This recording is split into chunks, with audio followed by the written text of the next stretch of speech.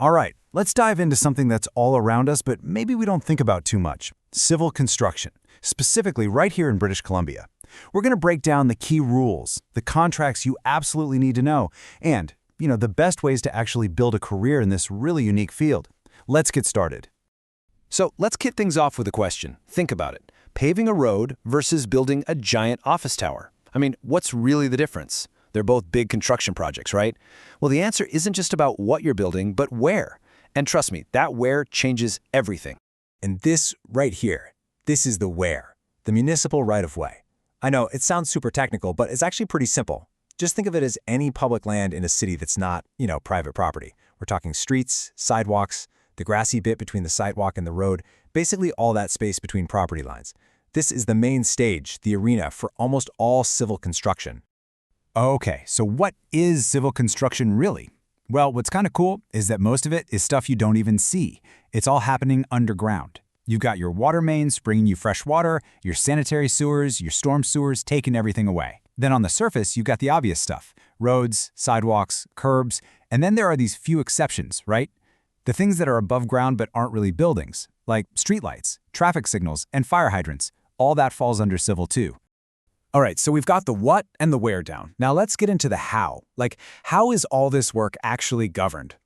This is where we need to talk about the laws and the contracts that are, and I mean this, absolutely crucial if you want to work in this field. Let's start with a really important legal difference. You're going to hear the terms right-of-way and easement thrown around a lot. And the difference is actually super simple. It just comes down to who's involved. Look, if a government body, like the city, is part of the access agreement, boom, that's a right-of-way. But if it's just a deal between, say, you and your neighbor, two private parties, that's an easement. Simple as that. But you got to know the difference. Now, to really get why the main contract used today is so important, we got to jump in a time machine and go back to the early 90s. Back then, the industry had this massive problem.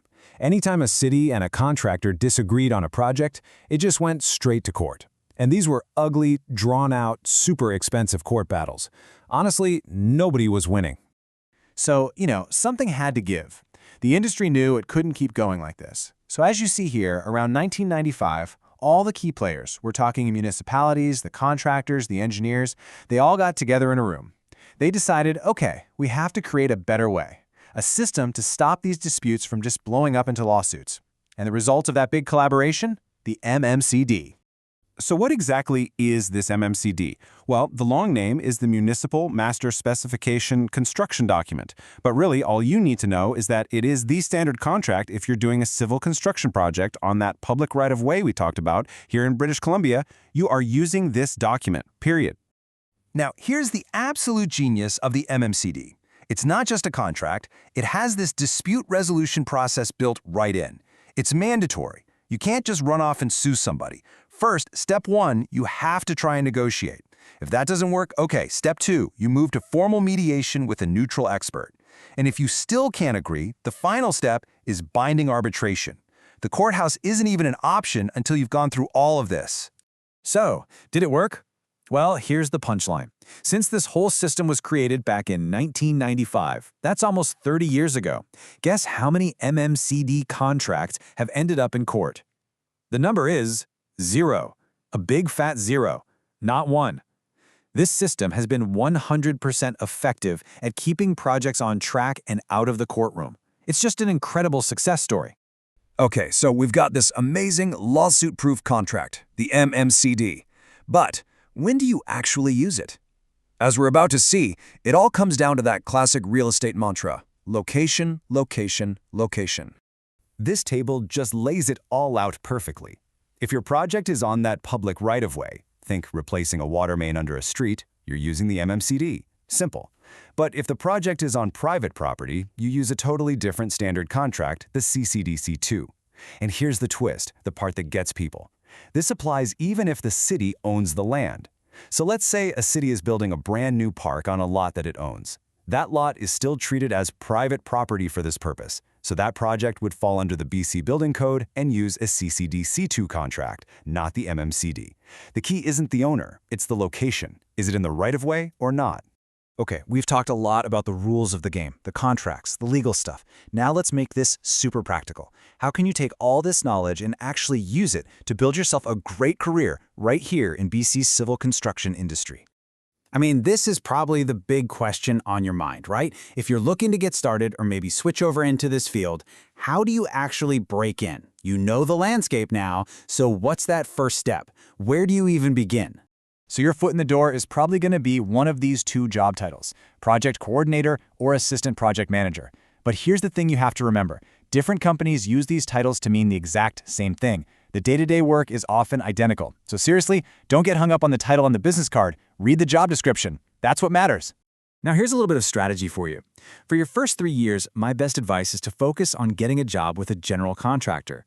Don't worry about trying to get into a municipality right away. Now, the pay might not be as high at first, I get that, but the hands-on, in-the-trenches experience you'll get is absolutely priceless. It's the foundation for your entire career. And why is that contractor experience so important? Because when you walk into an interview, they need to know you can talk the talk. You need to be able to speak the language, you know? You're not talking about abstract concepts, you're talking about manholes, catch basins, ductile iron pipes. When you use the right terms, it immediately shows them you have real-world knowledge. You've been there. You get it. And this really gets to the core of how a hiring manager thinks. Look, they're not hiring a student that they have to train from scratch for 6 months while also paying them a salary. It's just not practical. They are hiring for immediate value. They need someone who can hit the ground running, who can be productive from day one. And that's exactly why knowing the lingo and having that foundational experience is so important. So here it is, your 3-step career blueprint. Step 1, start broad. Get a job with a general contractor who does a bit of everything. Municipal jobs, private jobs. This gives you that wide base of experience. Step 2, master the details. This is when you really dig in and learn the nitty-gritty skills like estimating costs and creating a detailed work breakdown structure for any task. And finally, step 3 is to specialize. Once you have that broad knowledge and you've mastered the details, your career path is just going to naturally narrow. You'll find the niche that you're really good at and that you actually enjoy. So there you have it. The lay of the land, the official playbook, and the career blueprint for civil construction in BC. You can see it really all boils down to knowing the rules and mastering the details from the ground up. So the only real question left is, what's the first piece of this world you're going to master?